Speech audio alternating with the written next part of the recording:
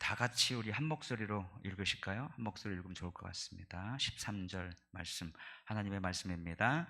살인하지 말라, 간음하지 말라, 도둑질하지 말라, 내 이웃에 대하여 거짓 증거하지 말라, 내 이웃의 집을 탐내지 말라, 내 이웃의 아내나 그의 남종이나 그의 여종이나 그의 소나 그의 낙이나 물은 내 이웃의 소유를 탐내지 말라. 아멘. 자, 우리 사랑하는 우리 지체들, 우리 함께 인사합니다. 우리 십자가의 은혜가 충만하시기를 바라겠습니다. 우리 이렇게 한번 인사할까요? 십자가의 은혜가 충만하시기를 바랍니다.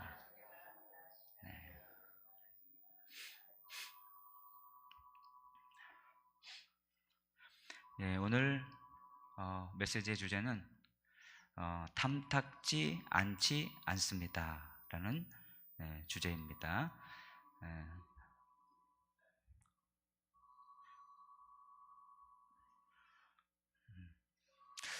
우리가 탐탁지 않다라는 그런 말을 쓰죠. 진동으로 좀 바꿔드리세요, 우리 젊은 분들이. 네, 우리가 탐탁지 않다라는 말을 쓰죠. 나 저 사람 탐탁지 않아. 뭐 이 물건이 별로 탐탁지 않아. 이런 말을 쓰죠. 그래서 오늘 메시지의 주제는 탐탁지 않지 않다. 그러니까 탐탁하다는 것을 강조하는 거예요. 이 탐탁지 않아. 그럼 별로 안 좋은 거야. 그런데 이거 탐탁지 않지 않네. 그러면은 괜찮은 거야. 그래서 탐탁지 않지 않다. 우리가 한자, 이 탐탁하다라는 것이 우리가 한자로 오해하기 쉬운데요. 이 말의 뿌리는 탐탁하다라는 형용사에서 왔습니다. 탐탁하다라는 것은 모양이나 상태가 마음에 들어 흐뭇하다 이런 뜻이거든요. 그러니까 탐탁하다라는 것은 그런 뜻이고, 탐탁하지 않다라는 것은 뭐 모양이나 상태가 마음에 들지 않아 흐뭇하지 않네, 이런 뜻이 되는 거죠. 그래서 이 탐탁하다라고 하는 단어가 국어 사전에 이게 어디서 왔을까 이렇게 유래에 대해서 국어학계에서 두 가지 유력한 설이 있다 그래요. 그래서 일부에서는 탐할 탐자와 관련해서 해석하는데요. 탐할 탐자하고 탁하다, 이런 단어가 한글과 한자가 두 가지가 섞인 거다. 그래서 탐을 내어 가질 만큼 탁 트이고 마음에 든다, 이런 의미에서 탐탁이 나왔다는 거죠. 내 욕심에 차고 넘칠 만큼 만족스럽다, 이런 뜻이에요. 그리고 두 번째 유래설은 고유어 탐하다라는 계열에서 왔다고 하는 설인데요. 가지고 싶을 만큼 훌륭하다는 상태를 나타내는 그런 고유적인 표현으로 보고 있습니다. 그래서 오늘 우리는 부정형 탐탁지 않다라는 단어를 썼고, 거기에 탐탁지 않지 않다. 그래서 부정의 부정이니까 긍정. 그래서 우리가 세상을 보면서 우리가 탐탁지 않아, 뭘 봐도 그렇게 탐탁지 않아, 이렇게 생각하는 때가 있죠. 내 마음에 차지 않고 내 욕심에 도달하지 못하기 때문에 우리가 탐탁지 않다, 이렇게 이야기하는 것입니다. 하지만 우리는 탐나국 사람이 아니라 어느 민국 사람이에요? 자족민족. 그렇죠? 우리는 자족하며 사는 백성들이 사는 민족입니다. 자족민족. 탐나국 사람들은 늘 그렇게 탐탁지 않게 생각하지만, 우리는 자족민족 사람들은 우리가 쓰는 그 언어가 다르단 말이죠. 우리는 세상 기준에 탐탁한 것을 찾아 헤매는 그런 인생이 아니에요. 우리는 하나님 한 분만으로 이미 만족스러운 인생인 줄로 믿습니다. 세상이 우리를 보고, 야, 신자들, 너 예수쟁이들, 너 탐탁지 않아, 너 별로 탐탁지 않아, 마음에 안 들어 라고 손가락질할 수 있어요. 그래도 우리는 어때요? 압도적으로 우리는 쩌는 자존감으로 이렇게 대답할 수 있습니다. 나는 하나님 보시기에 가장 탐탁한 자녀이다. 하나님 마음에 쏙 드는 자녀이다. 우리 이렇게 대응을 해주면 되는 것입니다. 오늘 우리가 읽은 말씀에 하나님께서 탐내지 말라고 하신 것들이 총 6개가 나오지요.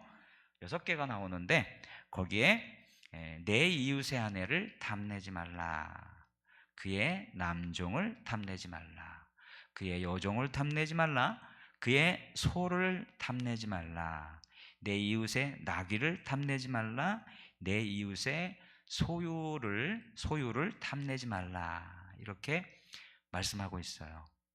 자, 여러분, 우리가 하나님의 형상으로 지음받은 사람들이 바로 우리들인데, 이렇게 하나님의 형상으로 지음받은 인간이 어쩌면 이렇게 모두가 죄다 탐나국 사람으로 변화됐을까? 우리는 한번 좀 생각해 봐야 합니다.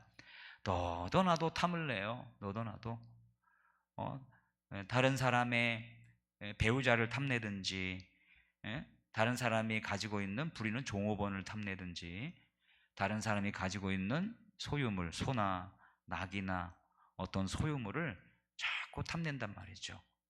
다른 사람의 아내를, 배우자를 탐내는 심리는 뭘까요? 그거는 아마도 내 곁에 있는 내 사람보다 더 매력적인 대상이 나를 온전하게 해줄 거다라고 착각하는 거죠. 그게 맞으면 왜 여러 사람, 되게 많은 사람들이 결혼했다 재혼했다 결혼했다 재혼했다 몇 번을 그렇게 하겠습니까? 더 매력적인 대상이 나를 온전하게 해줄 거라는 것은 그건 착각이에요. 착각. 자기의 존재감을 확인받으려는 그런 욕구에 불과한 것입니다. 다른 사람의 남종이나 여종을 탐내는 이유는 뭘까요? 그거는 나를 위해서 무조건 헌신하고 내 수고를 덜어줄 부려먹기 좋은 존재를 소유해서 자기가 왕처럼 군림해보겠다라는 욕구일 가능성이 많습니다. 야, 저 종업원 봐, 엄청 싹싹하네. 저거 우리 회사 데리고 오면은 돈 엄청 벌어주겠다. 야, 손님들 그냥 엄청 대접 잘하네. 어쩜 그렇게 싹싹하고 그냥 어쩜 그렇게 그냥 일머리가 있어. 진짜 나한테 있으면 진짜 좋겠다. 이건 뭐예요? 단순하게 돈 많이 벌겠다가 아니라, 야, 부려먹기 엄청 좋으네 저거. 그러니 내가 저렇게 부려먹어가지고 내가 저 사람 왕처럼 등극해야 되겠다, 내가 왕처럼 대접받으며 살아야 되겠다, 이런 욕구가 있을 가능성이 많습니다. 다른 사람의 소나 나귀, 이거는 왜 탐할까요? 그 당시에 소나 나귀는 단순하게 소나 나귀가 아니라 이거는 운송수단이에요. 운송수단. 지금으로 치면 택시입니다. 운송수단. 그리고 운송수단일 뿐만 아니라 생산도구예요. 지금 뭐 트랙터나 경운기나 그런 거예요. 낙이, 소 이런 게 많을수록 쌀을 많이 재배해서 그거를 많이 운송해서 많은 돈을 벌 수 있는 가능성이 많은 것이죠. 더 높은 수익과, 그래서 돈을 많이 벌면 어때요? 폼나는 인생이 되는 거죠. 폼나는 인생. 그런 거를 보장받으려는 그런 탐욕에서 다른 사람의 소나 다른 사람의 나귀, 이런 것들을 탐한다는 것입니다. 성경적으로 볼 때 왜 우리는 하나님의 형상으로 지음받은 사람들인데 어쩜 이렇게 우리가 탐나국 사람들로 변화됐는가? 우리가 하나님의 형상으로 지음받았다면, 그리고 그 지음받은 하나님의 형상으로 잘 산다면 우리는 관계적인 충만이 있는 사람입니다. 원래 인간은 하나님이라고 하는 무한한 근원에 연결되어 있는 존재거든요. 그때 인간은 아무것도 소유하지 않아도 부끄럽지 않았고 남의 것을 탐낼 이유가 없었어요. 그래서 쌓아놓고 살지 않았어요. 아담과 하와가 에덴 동산에 있을 때 그들이 벌거벗었으나 부끄러워하지 아니하더라 했고, 그들이 편하게 아주 그냥 잘 살기 위해서 무화과나 온갖 과일들을 잔뜩 따가지고 창고에다가 집어넣고 살았다. 이런 게 장꼬러지지 않고 살았어요. 이게 뭐예요? 무한한 근원이신 하나님께 날마다 그분과 교제하고 얼굴과 얼굴을 맞대고 대면하여 보는 그런 관계에 있었기 때문에 아무것도 소유하지 않아도 괜찮았고, 아무것도 입지 않았어도 부끄러웠지 않았고, 어떤 것도 쌓지 않고 살아도 만족하고 살았다고요. 하나님 안에서 이미 압도적인 자존감, 내가 하나님의 형상으로 지음받았어, 하나님의 형상과 모양으로 지음받았어, 그래서 내가 하나님을 닮았어, 내가 하나님과 똑같이 행동해, 이런 자존감을 가졌기 때문에 관계적 충만이 충만했던 것이죠. 그런데 이 땅에 타락이 왔잖아요. 타락이 왔어요. 타락이 와서 가시와 엉겅퀴가 생기고 에덴 동산에서 추방됐어요. 이건 뭘 의미합니까? 하나님이 무상으로 아담과 하와에게 에덴 동산에 공급했던 파이프라인이, 영적, 육적 모든 파이프라인이 잠겼다는 것을 의미하는 거예요. 근원으로부터, 하나님의 근원으로부터 공급이 끊겼다는 것을 의미하는 거예요. 그러자 그들은 이제 실존적인 공포 속에 빠져들은 것이죠. 영적 허기가 지고 배고픔이 찾아온 것입니다. 그리고 막 인정받으려고 하고, 남하고 비교하고, 그리고 다른 사람의 성공을 탐하고, 그래서 가인이 자기의 재물은 하나님이 받지 않으시고 아벨의 재물은 받으니까 너무너무 죽이고 싶은 만큼 탐나가지고 시기 질투가 나가가지고 결국은 아벨을 죽였잖아요. 영적 허기짐, 그리고 실존적 공포, 이런 것들은 그들이 에덴 동산에서 죄로 말미암아 추방당하고 하나님에게서 끊어지고 멀어졌을 때 생기게 된 감정이었던 것입니다. 그래서 그들은 이제 그들 스스로를 보호하기 위해서 에덴 동산에서 필요하지 않았던 나귀와 소를 필요로 하게 됐어요. 그리고 그들은 스스로를 증명해야 했기 때문에, 나 하나님 없이도 잘 살고 있어. 어때? 내 배우자 멋지지? 잘생기지 않았니? 저 봐, 허우대 좀 봐. 어우, 저 알통나온 것 좀 봐. 어우, 눈이 부리부리하고 어째 내 배우자 멋지지? 그리고 내 종들 좀 봐. 얼마나 싹싹하고 얼마나 일을 잘하냐. 야, 그냥 엄청 수학을 많이 하도록 저렇게 부지런하고 그냥 주인의 마음에 쏙 들게. 이게 뭡니까? 자기를 증명하기 위한 거예요. 나 하나님 없이도 잘 살고 있지? 하나님 공급? 그런 거 없이도 살 수 있어. 뭐 이런 스스로를 증명하기 위해서 이런 것들이 필요했던 것입니다. 그래서 탐나국 사람들은 탐나국이 그렇게 형성이 되고 더 많이 탐내고 더 탐나는 것들을 쌓아놓고 그렇게 살지만, 결국은 그것은 하나님 에덴 동산에서 하나님으로부터 근원되어 나왔던, 하나님으로부터 공급받을 수 있는 생수와 하나님으로부터 받을 수 있는 자존감과 그런 것들을 대체할 수는 없는 거죠. 그건 다 탐나국에서 잔뜩 채워놓고, 대신 채워놓는 것들은, 대체물들은 다 짝퉁이에요. 짝퉁. 하나님이 빠져나간 자리는 그 어느 구멍은 그 어느 것으로도 메꿔지지 않고 채워지지 않는 겁니다. 이 세상의 명품이나 돈이나 권력이나 이 세상의 그 어떤 것으로도 절대로 채워지지 않습니다.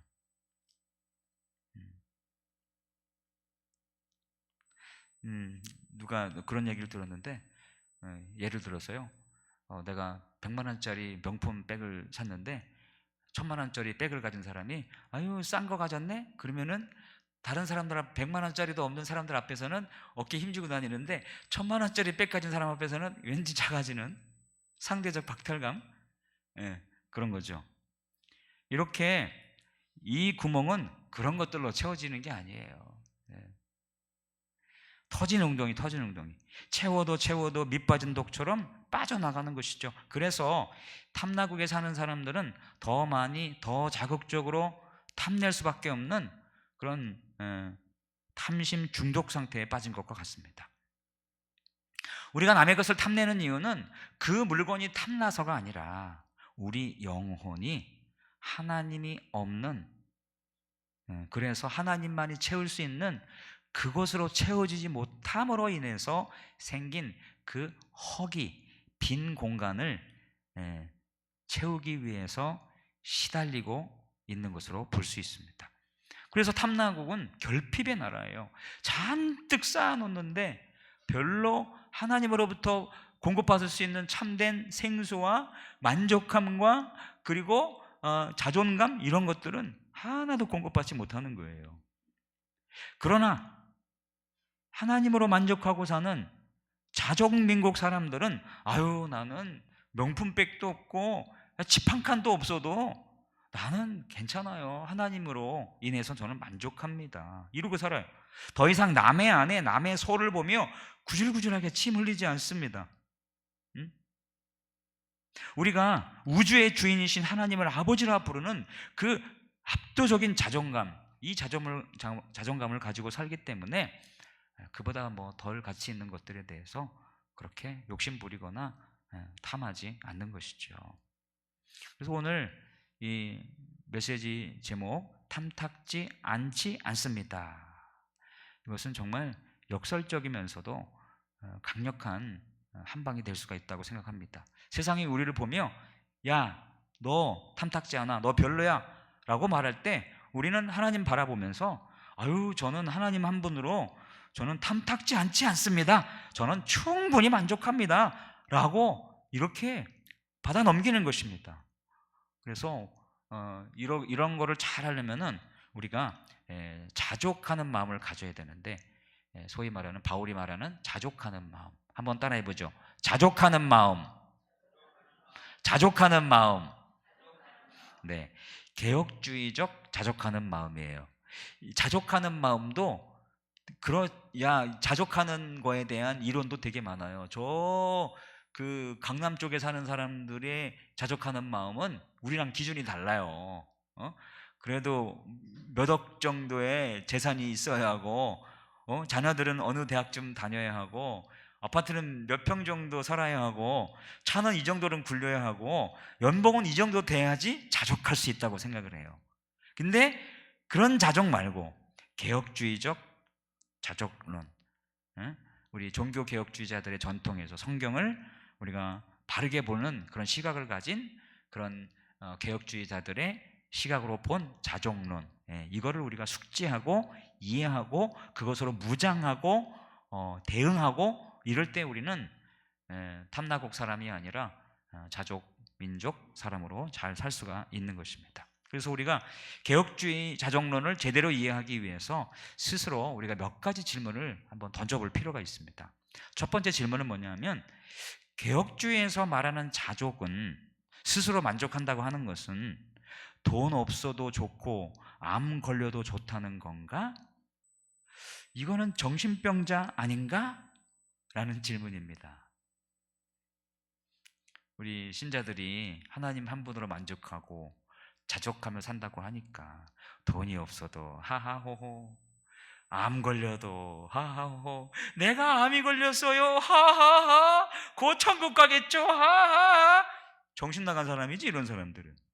그렇잖아요? 이런 거를 개혁주의에서 자족론이라고 가르칠까, 이렇게 살라고. 그렇지는 않다고 말할 수 있습니다. 개혁주의는 고통 그 자체가 좋다고 말하는 금욕주의나 마인드 컨트롤, 이것이 결코 아닙니다.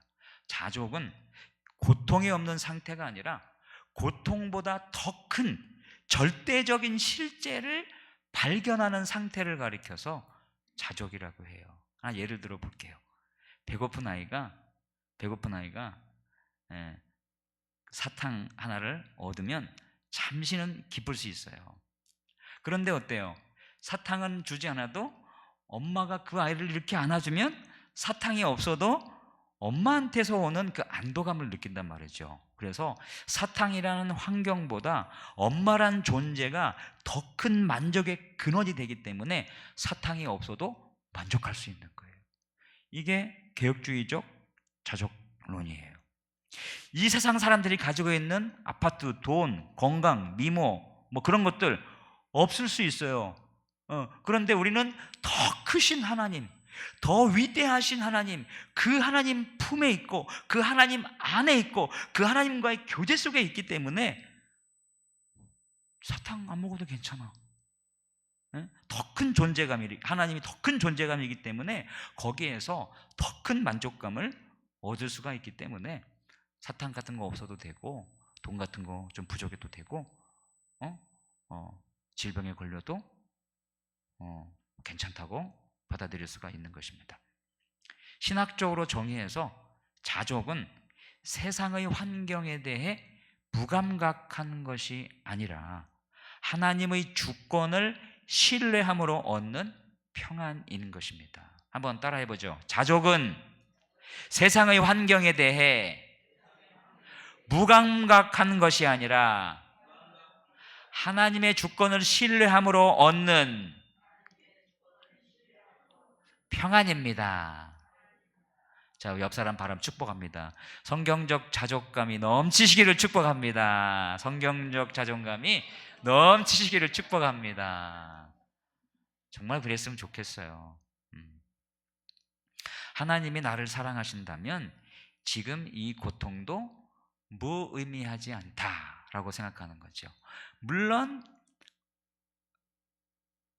아픈 것보다 건강한 게 괜찮고 돈이 없는 것보다 돈이 있는 게 좋아요. 그런데 그렇다고 해서 돈이 없는 걸 어떻게 해? 그렇다고 해서 내가 건강하지 않은 걸 어떻게 해? 그래서 건강하지 않은 걸 건강한 사람과 비교해서 자꾸 불평하고 원망하고, 돈이 없는 걸 돈이 많은 사람과 자꾸 비교해서 불행하다고 생각하는 것은 성경적 자존감은 아니다. 자족감은 아니다. 지금 하나님이 나에게 허락하신 모든 것은 나의 실수이든 다른 사람의 실수이든 나의 잘못이든 나의 선택이든 무엇이든지 간에 그 모든 것들은 하나님 안에 있는, 하나님과 나와의 관계 속에 있는 그런 것이라면 그 모든 것은 무의미하지 않다. 의미가 있다.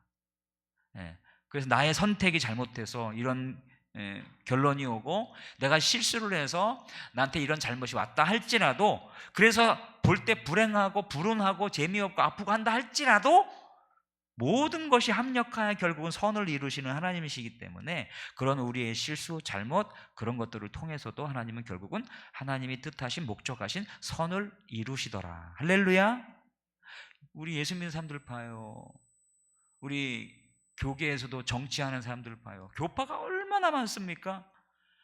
합동 측, 그 다음에 통합 측, 합동 측도 아루가 얼마나 많은지 몰라. 방배동 종신, 사당탕 종신, 뭐 어쩌고 종신, 아주 무지 많아요. 그런 엄밀히 얘기하면 다 감투 싸움이라고 할 수 있어요. 감투 싸움을 시작, 내가 총회장 되고 네가 총회장 되고 또 우리랑 뭐 이렇게 신학이 안 맞는다고 또 갈라져 나가고, 또 난 이런 거 동의 못해, 우리랑 신학이 달라, 또 갈라져 나가고, 그렇게 해서 어마어마하게 교파가 많이 생겼는데 그것은 인간의 악이죠. 인간의 악이고 인간의 추한 모습이에요.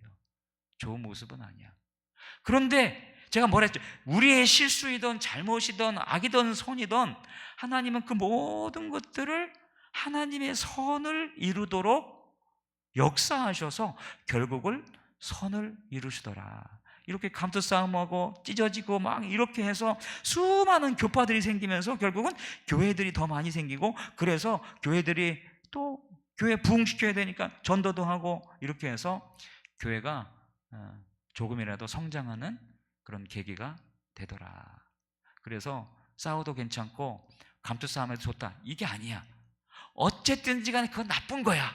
나쁜 건데도 하나님은 악도 하나님의 목적을 이루시는 선으로 선용하실 수 있다. 마찬가지로 현재 내가 지금 가지고 있는 돈 없는 거, 건강 없는 거, 아픈 거, 뭐 주변에 환경이 별로 안 좋은 거, 짜증나는 거, 스트레스 받는 거, 여러 가지 그런 사건들도 없으면 좋지요. 그리고 있을 게 있으면 좋지. 그런데 있을 게 없고 없을 게 있다고 해서 불평하고 원망하고 살 이유가 없어요. 결국은 하나님은 이 모든 것을 합력해서 하나님의 선을 이루시는 도구로 사용해 주시겠지. 이렇게 믿으면서 자족하는 마음으로, 감사함으로 살아가면 그게 정말 탐나국 사람이 아니라 자족민국 사람으로 사는 것이고, 그게 정말 잘 사는 방법인 것입니다. 하나님께는 다 선한 계획이 있기 때문에 그렇게 받아들이는 거예요. 그렇다고 해서 우리가 아무렇게나 막 살아도 된다는 건 아니에요. 우리가 실수하고 판단 미스하고 선택 잘못하면 지만 고생해. 지 고생하고 남편 잘못 선택해봐. 와이프 잘못 선택해봐. 주식 종목 잘못 선택해봐. 돈 다 잃고 사람 잃고 막 그러잖아요. 자기 선택 잘해야 돼. 정말 분별 잘해야 돼. 그러나 그런 실수투성이고 연약함이 있다 할지라도 그것 때문에 절망하고 좌절하고 그럴 필요는 없어요. 아유, 제가요, 여러분하고 공감이 안 되는 말이 있을지 모르지만 아침에 좀 시간이 남으면 오늘은 좀 커피를 되게 다양한 방법으로 한번 내려 먹어야 되겠다. 그래가지고 여러 이렇게 드리퍼가 있어요. 이렇게 물을 부어서 먹는 거. 그게 한 5개 정도 있거든요. 각자가 놓고선 조금씩 따라보는 거야. 그리고 눈 감고 어느 게 제일 맛있나 한번 내가 블라인드 테스트를 한번 해버리라. 난 왜 미각이 난 뛰어나거든. 커피 미각은. 그러고 했는데 제가 엄청 실망했습니다. 왜? 내 미각은 똥 미각이더라고.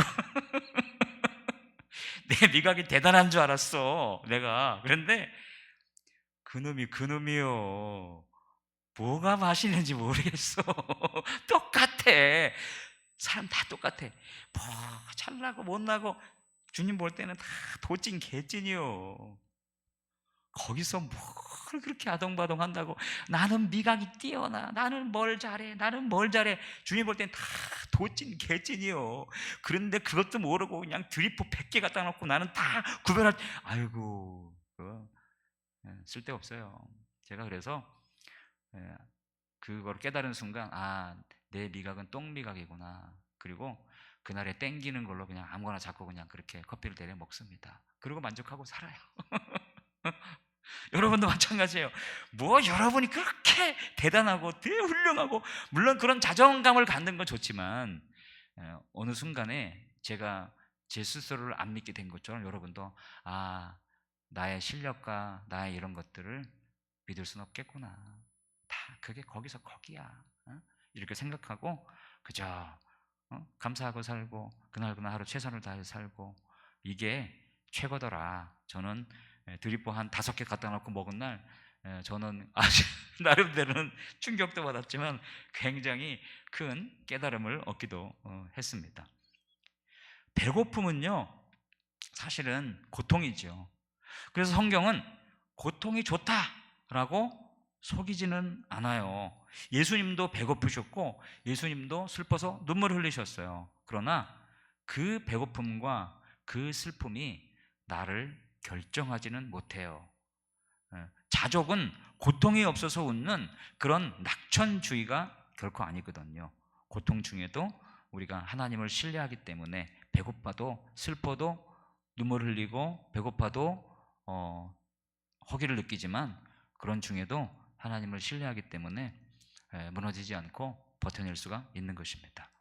그래서 이거 저렇게 암 걸려도 괜찮다고 하고 돈 없다고 돈 없이 살면서도 저렇게 낙천적으로 사는 거 이거 정신병자들 아니요? 예수쟁이들? 이렇게 누군가가 얘기한다면 세상은 이것을 인지 부조화, 철이 없고 세상의 맛을 모르고 그리고 뭔가를 모르기 때문에 저것들 무식해서 저래 이런 생각을 할 수 있거든요. 인지 부조화라고 부를 수 있지만 성경에서는 신학은 이거를 뭐라고 얘기합니까?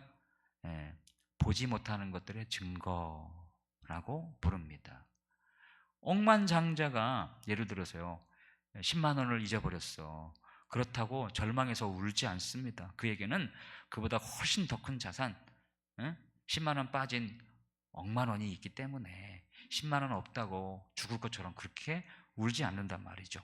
하나님 한 분이 내 기업이 되신다는 것은 세상의 모든 결핍을 상쇄하고도 남는 압도적인 자산을 보유했다는 뜻이거든요. 이 계산이 할 줄 아는 사람은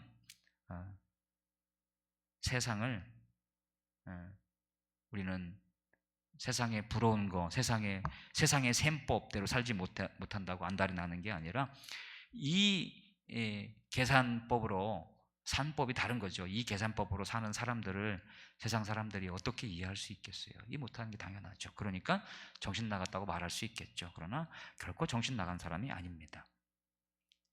우리가 두 번째 질문할 수 있어요. 개혁주의 자정론에서 어떻게, 두 번째 질문, 어떻게 하나님 한 분으로 만족할 수가 있는가? 어떻게 하나님 한 분으로 만족할 수 있겠어요? 어? 돈도 있어야 되고 좋은 차도 있어야 되고,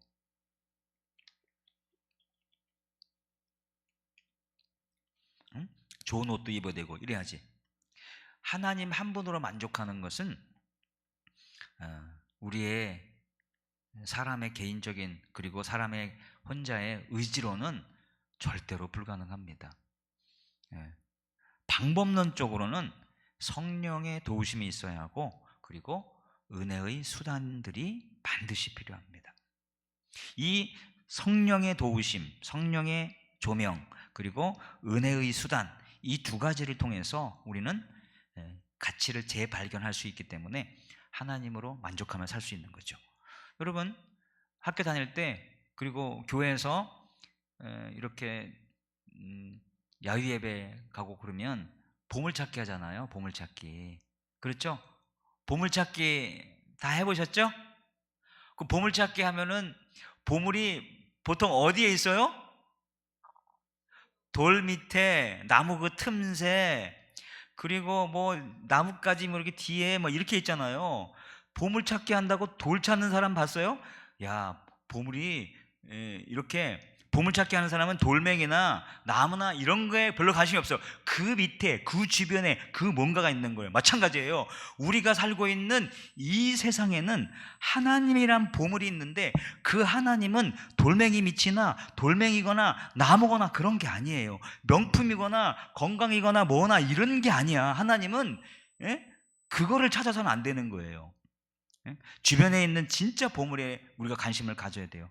이와 같이 이 세상의 것보다 더 큰 보물이신 하나님을 발견하면 이전의 것들은 상대적으로 가치가 하락이 돼요. 가치가 하락이 돼.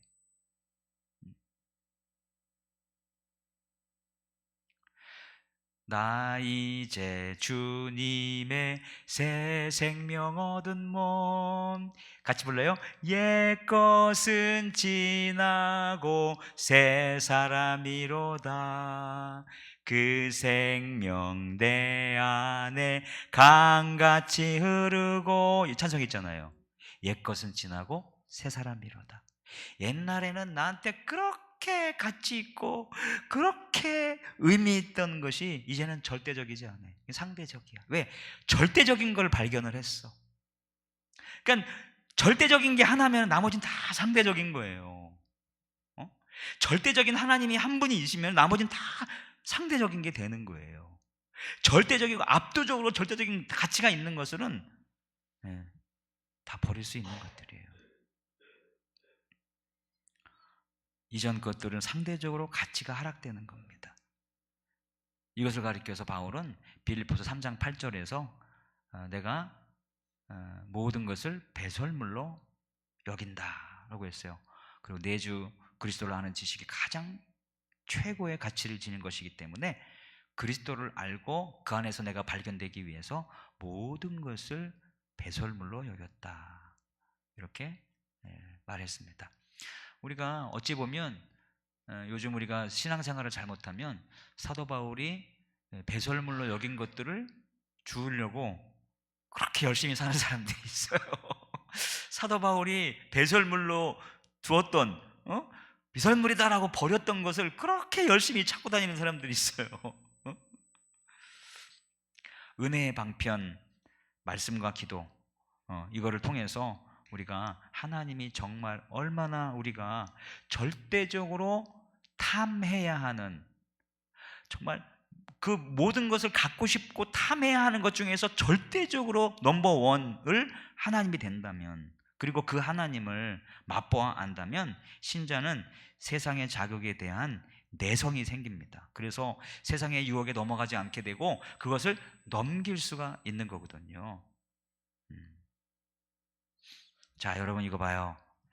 수레바퀴의 삶 할 때, 아유, 이렇게 가면은 잘 굴러가죠. 근데 이렇게 턱이 있으면 잘 못 가기 힘들죠. 근데 이렇게 가는 건 더 힘들어. 그렇죠?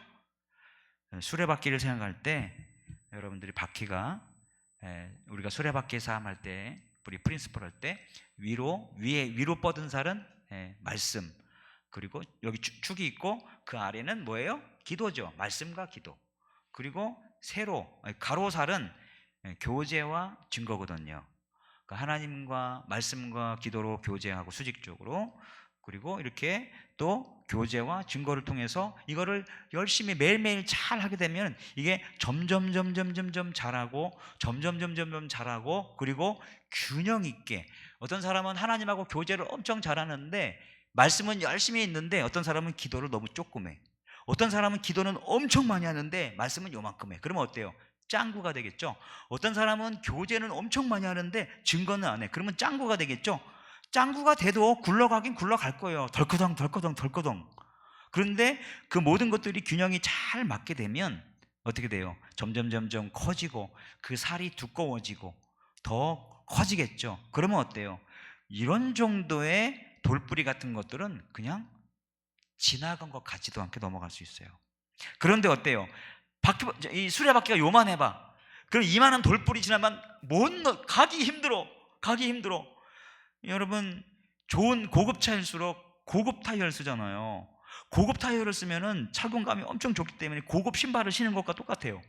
그래서 돌뿌리, 그 다음에 울퉁불퉁한 거 그냥 쑥 지나가요. 안 지나간 것 같아. 그 얼마 유튜브에 돌아다니는 영상이 있어요.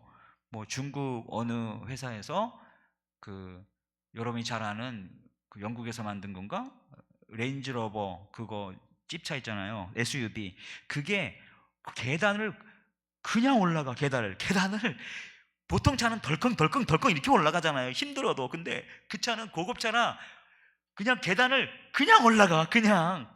근데 중국산이 짝퉁으로 만들었다가 올라가다가 미끄러졌다 뻗었다 됐어. 흉내 나거나 저 깜짝 놀랐어요. 그냥 올라가. 이게 뭐예요? 바퀴가, 그 다음에 이거 뭡니까? 서스펜션. 이런 게 엄청 좋은 거죠. 그러니까 계단이 이렇게 돼 있잖아. 턱이 얼마나 있어. 그런데 마치 턱이 없고 그냥 평지를 가는 것 같은 그런 서스펜션과 그런 충격 흡수 장치가 있는 거예요. 그러니까 그 높은 거기 계단을 우리 그 어디죠? 남산타워 갈 때 그 남산 도서관 있잖아요. 그 둥그런데 그 밑에서 거기 올라가는 것만큼 더 높아. 근데 거기를 그냥 올라가더라고. 야, 좋은 차는 좋은 차입니다. 그런데 그게 뭡니까? 수레바퀴의 삶을 잘 사면 그래요. 그렇게 갈 수가 있는 거야, 여러분. 아무런 장애물이 없어. 그냥 올라가는 거예요. 그냥. 언제 장애물이 있었어? 뭐 계단이 있었어? 뭐가 중요해? 그냥 올라가. 이렇게 되는 거예요. 마찬가지로 우리가 이렇게 수레바퀴 삶에서 은혜의 방편을 얘기하는 거예요. 은혜의 방편, 말씀과 기도, 그리고 그 세로 가로살이라고 할 수 있는 교제와 증거를 충실하게 하다 보면 돌뿌리, 계단, 언덕 일도 아니야. 그러나 어때요?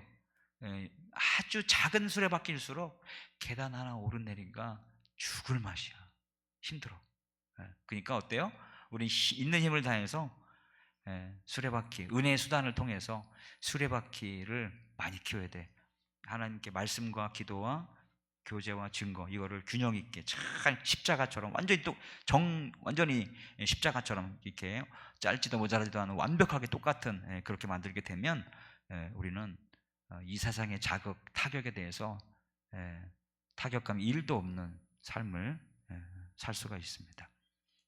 세 번째 질문, 성경적 개혁주의적 자족론을 이야기할 때 질문할 수 있는, 예수님은 무엇으로 만족하며 사셨을까? 예수님의 만족은 무엇이었나? 예수님은 뭘 만족스러워 했는가? 돈을 많이 모으는 것이었나? 제자를 많이 만드는 것이었나? 좋은 밥을 먹는 거였나? 예수님의 만족감은 뭐였는가? 신학적으로 찾아보면 몇 가지가 나옵니다. 예수님이 우리가 자족하며 사셨던 완벽한 모델로 우리가 예수님을 지목한다고 했을 때 반드시 생각해야 하는 것이 이것입니다. 예수님은 도대체 무엇을 만족으로 삼고 사셨을까? 그래서 예수님이 만족하면 사셨던 것들을 우리가 만족해야 할 대상으로 삼고 사는 것, 예수님의 제자들이 해야 할 일이죠. 신학적으로 몇 가지 답을 찾을 수 있는데, 첫째는 이겁니다. 한번 따라해보죠.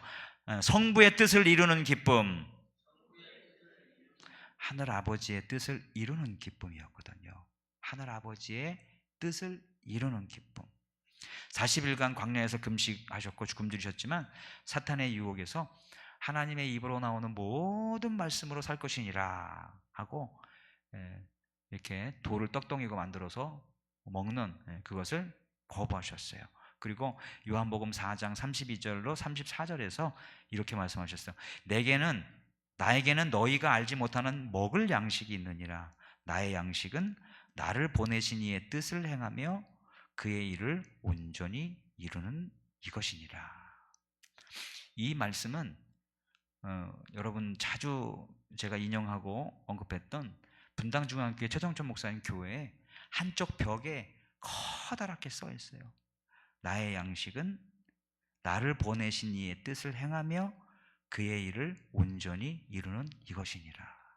이 약속의 말씀 하나가 그분을 바꾸고 그 분당중학교 성도들을 움직이는 겁니다.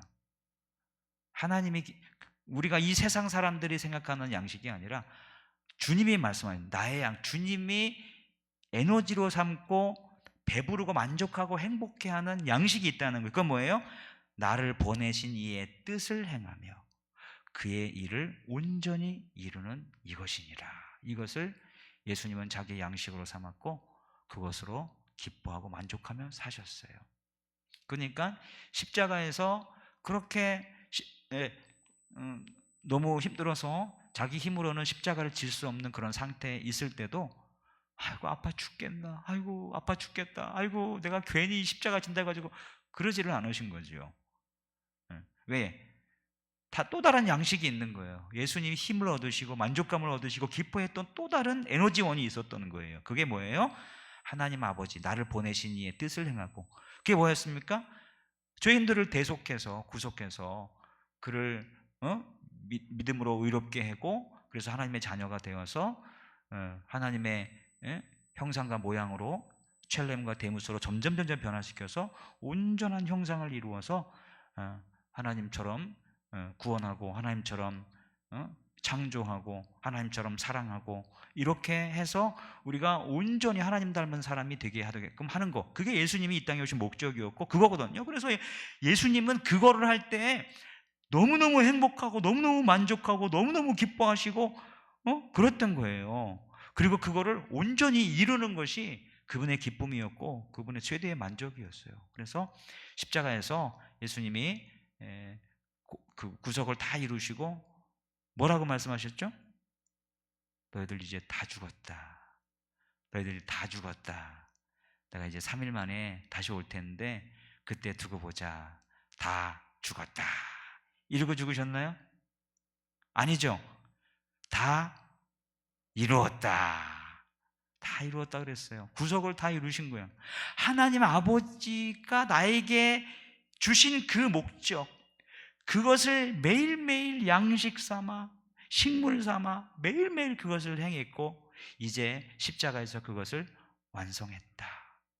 그러니까 아파서 아야가 아니라 너무너무 기뻐서 돌아가신 거예요. 너무너무 기뻐서. 이 말씀을 통해서 우리는 예수님의 만족은 환경의 풍요가 아니라 성부 하나님과의 연합, 그리고 사명 완수, 여기에 있다는 것을 우리는 유추할 수 있습니다. 우리가 예수님이 부활하셨어요. 예수님이 부활하시고 가시면서 우리에게 이렇게 말씀하셨죠. 내가 너희를 위하여 거처를 예비하러 간다.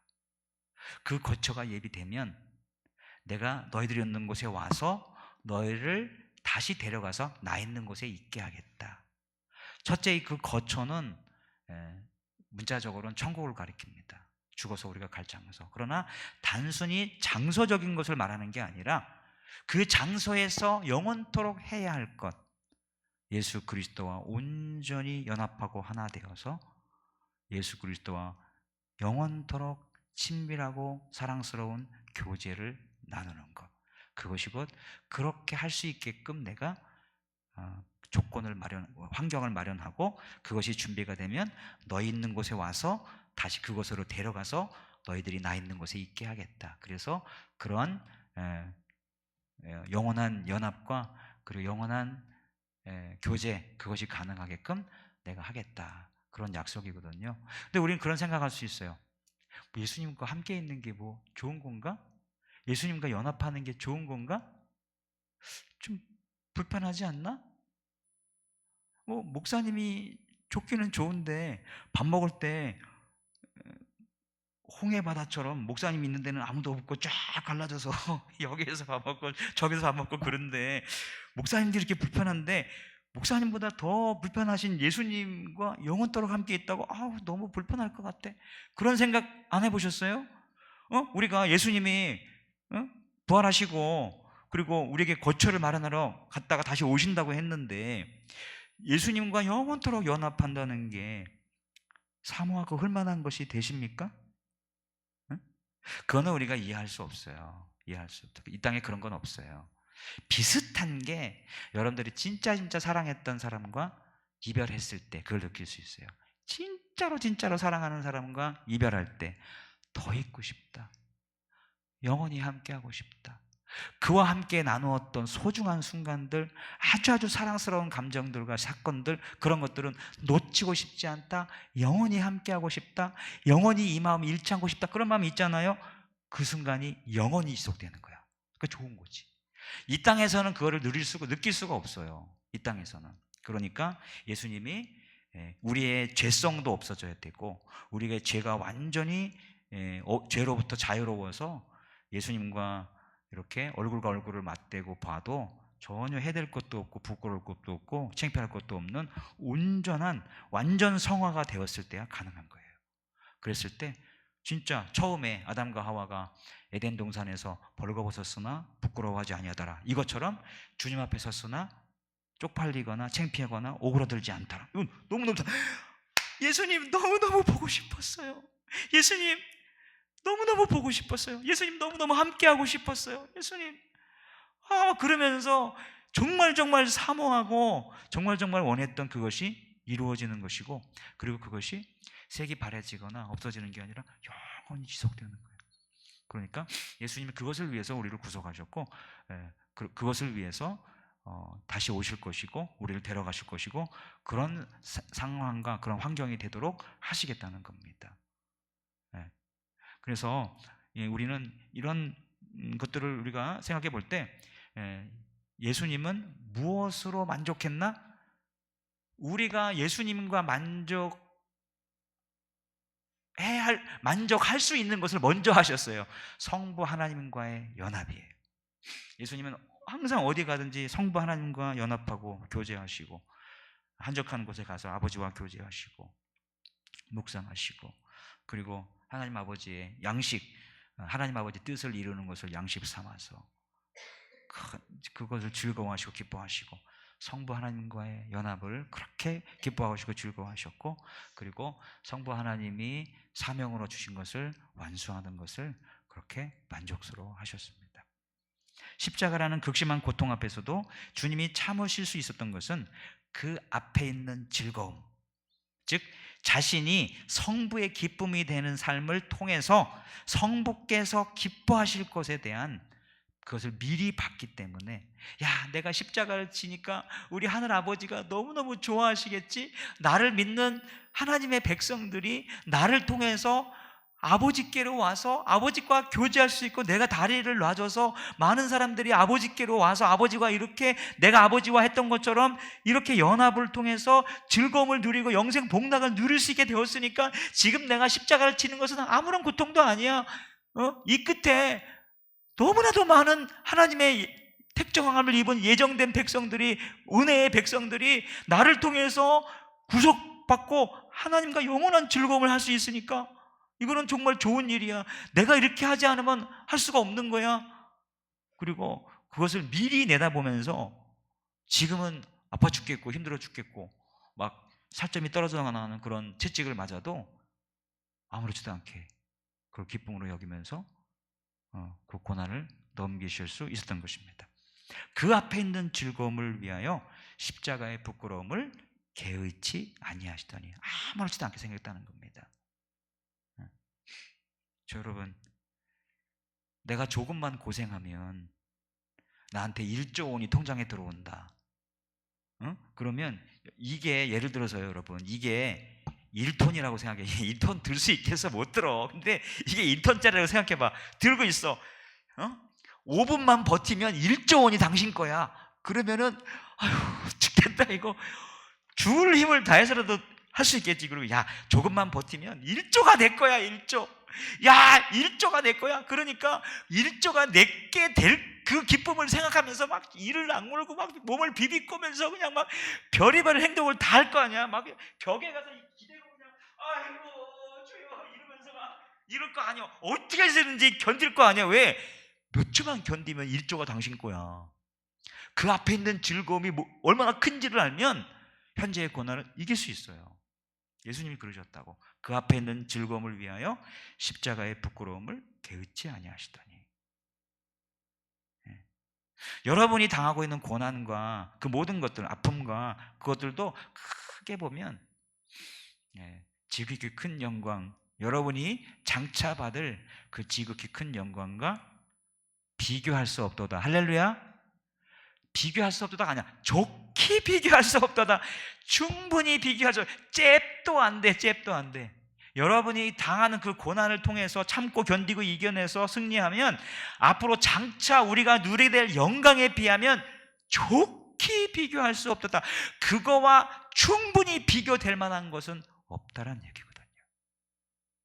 이러한 그 앞에 있는 즐거움을 우리가 이해한다면 지금 내 앞에 있는 십자가, 내가 지고 있는 십자가, 그리고 그 어려움들은 이겨낼 만한 것이죠. 버틸 만한 것이죠.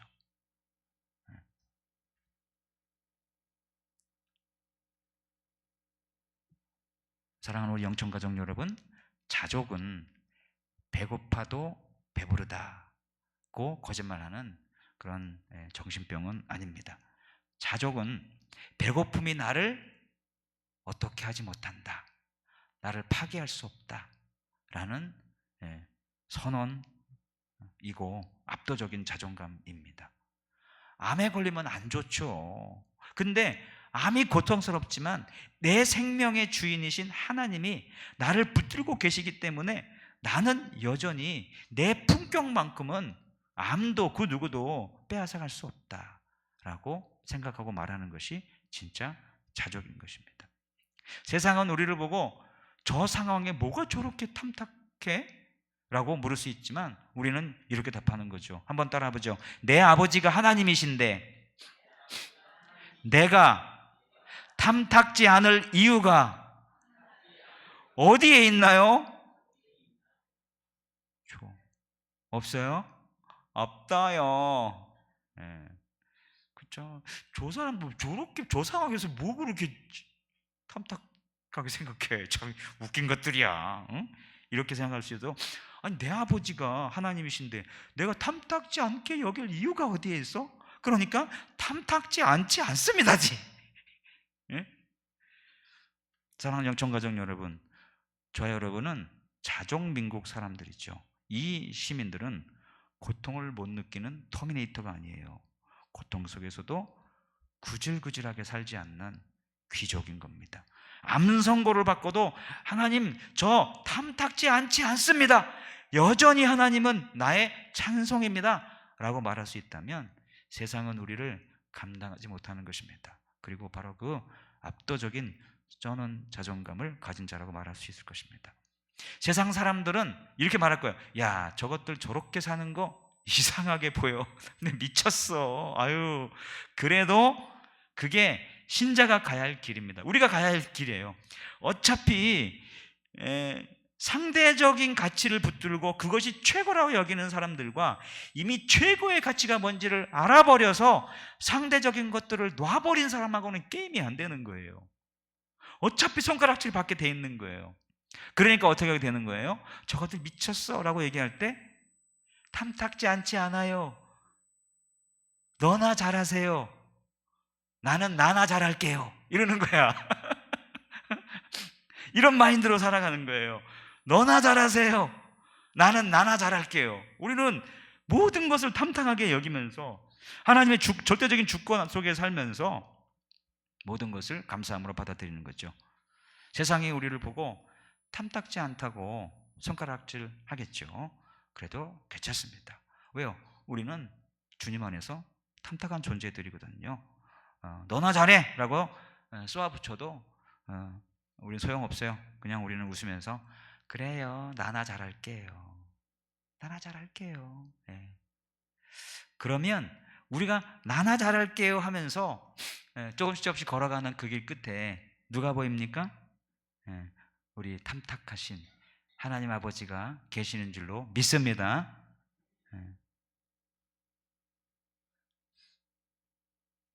우리 사명이란 곡 있잖아요. 사명이란 곡. 사명이란 곡.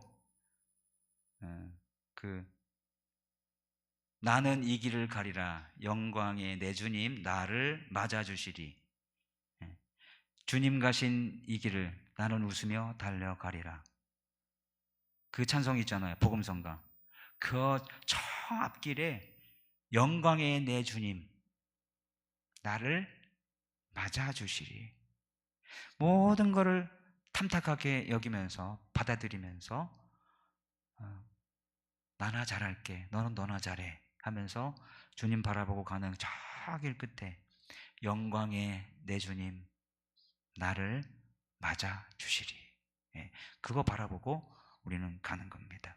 우리 아버지가 기다리시는 바로 그것을 보면서 우리 예수님이 걸어가신 그 길을 우리는 믿음으로 걸어가는 것입니다.